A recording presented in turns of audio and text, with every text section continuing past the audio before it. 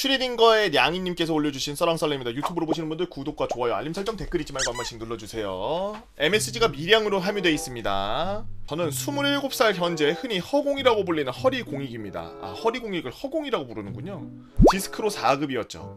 훈련소는 54단을 나왔습니다. 그래서 현역 나오신 분들처럼 스펙타클한 썰은 없지만 54단을 나오기 전까지의 일들과 그 안에서 저의 부모님도 모르는 저의 결혼 썰에 대해서 좀 풀어보도록 하려고요. 27살 그때 복무를 시작하게 된 이유는 6학년쯤 아버지께서 돌아가시면서 동생과 저 어머니 이렇게 3명이서 지내면서 아버지를 유난히 잘 따랐던 저는 그래 내가 집안을 이제 책임져야 되라는 책임감을 느끼면서 중학교 3학년 때부터 일만 하기 시작했습니다. 그러면서 자연스럽게 군대에 대한 걱정을 하기 시작했고 20살 때 신검 등급은 고등학교 입학 전까지 시골에서 자란 탓에 70% 채식 식단, 29% 육체적 계절 농사 노동, 1% 나이빨 이런 식으로 해서 근지구력 경험치를 바탕으로 랩업을 해왔기 때문에 당연히 1등급이 나와버렸죠. 결과를 보고 저는 혼란스러웠습니다. 왜냐하면 잔병 치레가 많았던 저는 당연히 1급이 아닐 거라고 생각을 했거든요. 신검 당일에도 아팠었거든요. 내 몸이 이렇게 건강할 리가 없어.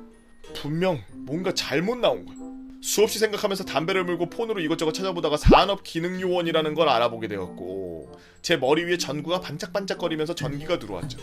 그러나 괜찮은 회사를 찾기는 어려웠고 일도 계속해야 돼서 대학교 연기 신청을 먼저 했습니다. 멍청했죠. 그렇게 시간은 2년.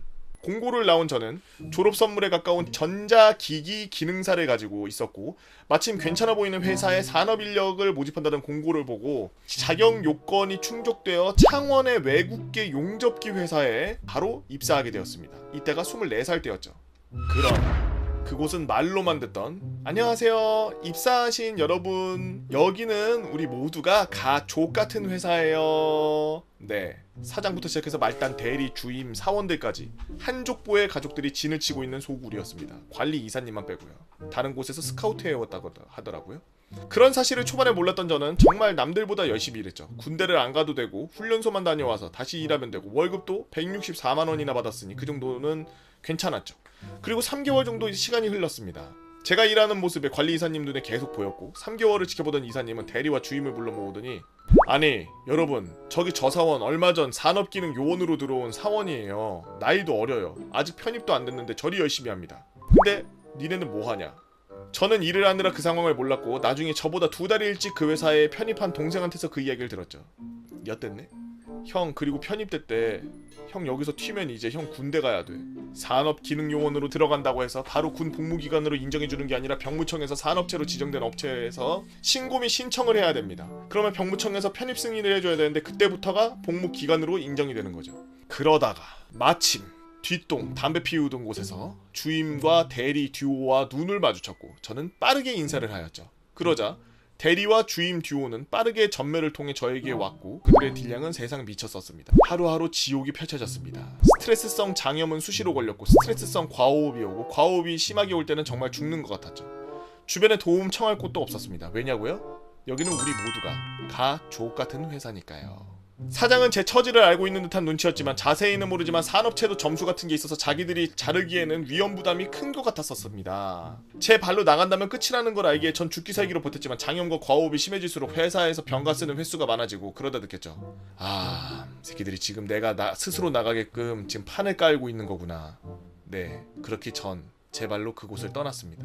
제 몸도 마음도 더 이상 예전 같지가 않았습니다. 편입되고 40 며칠 지났을 때였어요. 아직도 말로 설명하기 싫어서 어떤 식으로 괴롭혔는지 자세히 적지는 않았지만 그걸 못 버티냐라고 하시는 분들도 있으시겠지만 당사자가 아니면 그 고통 아무도 모릅니다. 편입되고 나서 40일 지났는데 그만둘 정도면 매일매일 지옥 같은 날을 보낸다 본데? 다 포기하고 군대나 다시 가자 하고 영장을 기다리고 있었죠. 그렇게 고향에 내려와서 25살쯤 육군훈련소로 다시 입소했습니다.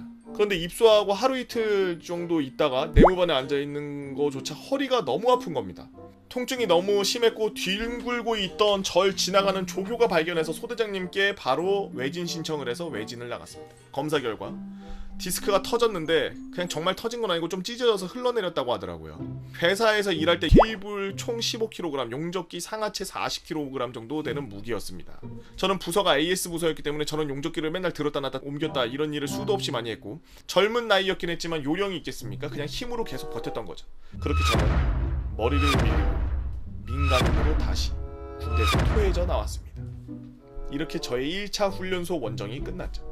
그렇게 친구들은 제대하고 다들 한 자리씩 자리를 잡아서 26살 때 이러다가는 30살에 갈 것 같아서 2차 훈련소 원정을 준비하고 바로 실행에 옮겼죠. 이번에는 PC방에서 지원 스크롤을 펼쳐서 가차를 돌렸습니다. 짜잔 7사단이 나왔네요.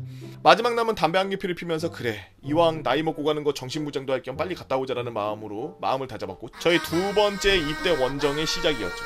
아직도 훈련소로 가던 길이 보이던 팻말이 기억나네요. 여기서부터는 38선입니다 라고 시뻘건 글씨로 써있었어요. 입소 후 입소자 면담에서 소대장님이 저에게 물어보시더라고요. 넌 한 번 다녀왔네? 예 그렇습니다. 왜 나왔나? 저도 몰랐지만 허리 디스크 판정받아서 나왔습니다. 하지만 지금은 많이 호전되었습니다. 정밀신검 때 땡땡이는 받아볼 생각 있니? 뭐 지금은 많이 호전된 것 같고 괜찮은 것 같습니다. 그래도 우리 훈련소가 다른 훈련소보다 힘들 건데 잘 지내기 위해서 한번 다녀올까? 알겠습니다. 다녀오겠습니다. 제 몸 상태가 지금 어떤지 궁금하기도 했고 정밀 검사 받는다고 다 나가진 않겠지라는 아니란 생각이었죠. 정밀 신검 당일 신청자는 중앙현관으로 모이라는 방송이 나왔죠.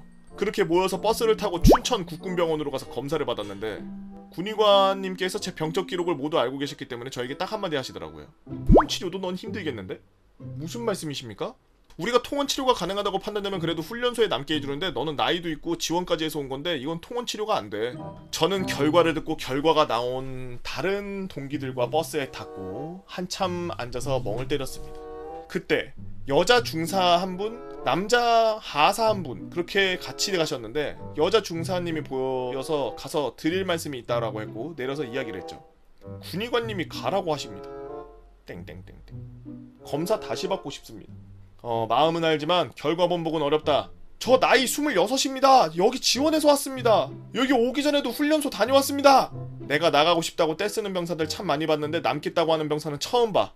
근데 우리는 너의 건강상에 어떤 문제가 있는지 몰라. 그래서 이 결정사항은 군의관의 결정이 절대적이고 한 번 결정된 결과는 번복이 안 돼. 미안해. 해줄 수 있는 게 없네. 저도 알고 있었습니다. 하지만 말하지 않으면 미칠 것 같았어요. 그날 저녁 바로 중신검으로 색출해낸 부적합자들 배출이 되기 시작했고 저는 또 머리 밀고 민간인이 되었습니다. 그 이후 정밀신검에서 7검으로 재검으로 찍혀났고 저는 재검을 받아 4급 판정을 받게 되었습니다.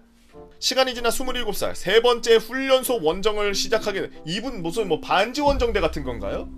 세 번째 훈련소 원정을 시작하는 날이 되어 54단 강철 훈련소로 입소하게 되었습니다. 사회복무요원 및 산업기능요원 등 대체복무자들이 훈련한 훈련 주차는 4주차에서 3주차로 줄었기 때문에 일정이 많이 빡빡했죠.